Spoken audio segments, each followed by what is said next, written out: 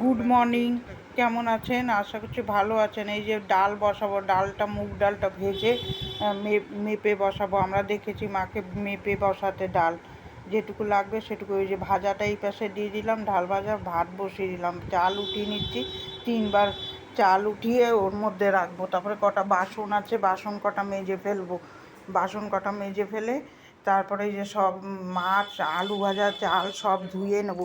একবারে গুছিয়ে নিলে সুন্দর কাজ করতে সুবিধা হয়।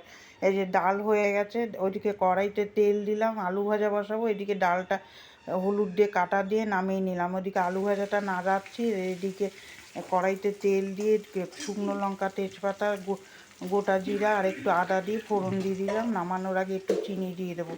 তারপরে চলে যাব, মোচা সিদ্ধ করতে বসিয়েছি, আর ওইদিকে মাছ ভাজছি। এইটুকুই শেয়ার করলাম। এবার পুজো দিয়ে যে মাথাটা আসছে সুন্দর করে সিঁদুর পরে নেবো। কার কার ভালো লাগলো একটা লাইক দেবেন।